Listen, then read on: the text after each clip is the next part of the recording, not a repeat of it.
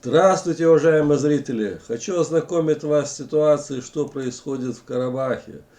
Так, сейчас там армяне недовольны, что был заблокирован Лачинский коридор. У них там уже кончаются продукты, продовольствие, топливо, работы уже нет, многих увольняют. И вот они решили, как сказать, пойти в наступление. Сейчас ознакомлю здесь, что здесь пишут. Жители Ханкинди проводят шествие с требованием разблокировать Лачинский коридор. Так, и вот теперь они требуют встречи, чтобы командующий миротворческими войсками Андрей Волков вышел к ним навстречу и разобраться с ним хотят. Участники шествия призывают российских миротворцев обеспечить безопасное движение по Лачинскому коридору. Сейчас я подробнее здесь ознакомлю. Вот азербайджанское издание Хаген АЗ опубликовало статью. Армяне настойчиво требуют встречи именно с Волковым. Там, видите, на фотографии вот самый генерал Волков. Они пошли сейчас, знаете куда? Объясню. Вот Хаджалы, а вот Ханкинди. И они пошли там, где аэропорт, где базируются российские миротворцы, разбираться с Волковым. Протестующие в аэропорту армяне намерены добиться встречи с командующим российских миротворческих контингентов Андреем Волковым, сообщают армянские телеграм-каналы. Некоторое время назад инициатор акции Тигран Петросян встретился с представителями миротворцев. После встречи новоявленный лидер сообщил, что передал представителю миротворческого контингента требования армян встретиться с этим Волковым. Петросян утверждает, что ее участники останутся на территории аэропорта до тех пор, пока не встретятся с Волковым и не передадут ему свои требования. Вот здесь на фотографии огромная толпа карабахских армян. Вот там российские флаги висят. Видно, да, уже в Хаджалы они. Вот они идут, настроенные, как сказать, агрессивно. Надо разобраться с этим предателем. Мы должны встретиться именно с Андреем Волковым и сказать ему, что он передал бы наши требования своему начальству. Мы подождем, пока наша дорога, то есть Лачинская, откроется, сказал Петросян. Вот фотографии как раз.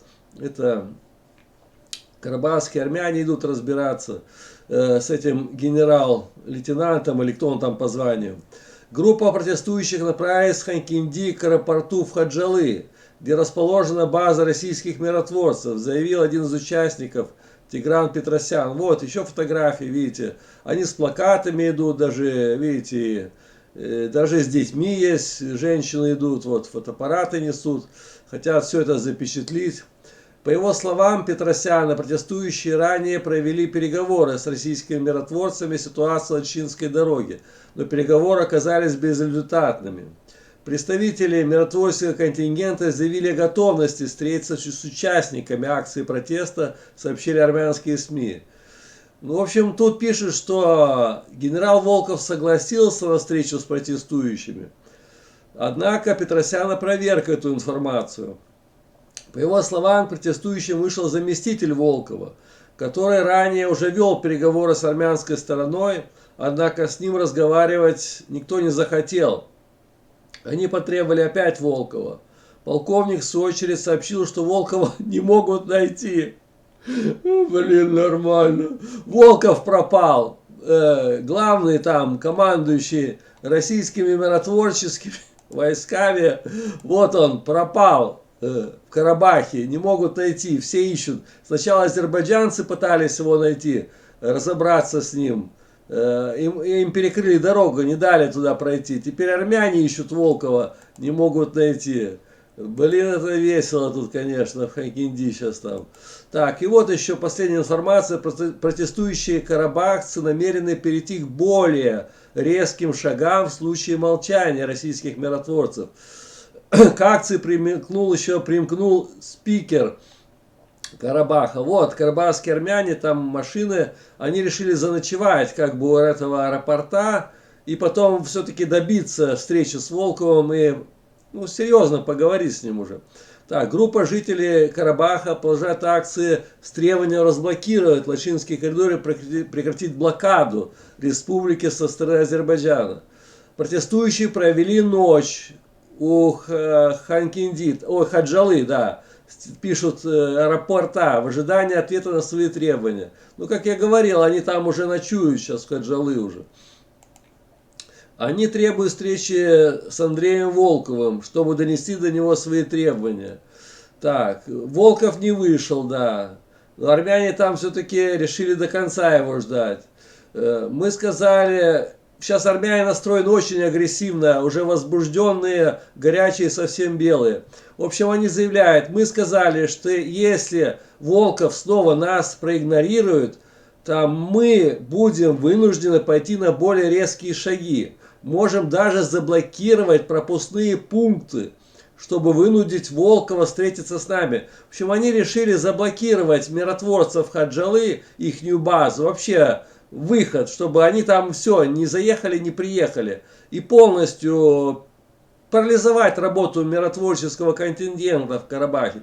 В общем, ситуация напряженная, понимаете. Сначала азербайджанцы пытались пробиться туда, на эти рудники, чтобы зафиксировать нарушения, чтобы вот Агдери здесь, а миротворцы нет, не пропустили. Но азербайджанцы стоят, да, с требованиями, с плакатами, здесь уже сколько, 15-16 дней уже около Шуша, и ждут Волкова. Теперь армяне ждут уже в Хаджалы Волкова, у аэропорта пытается его выловить, но он прячется от них, исчез он, где-то пропал.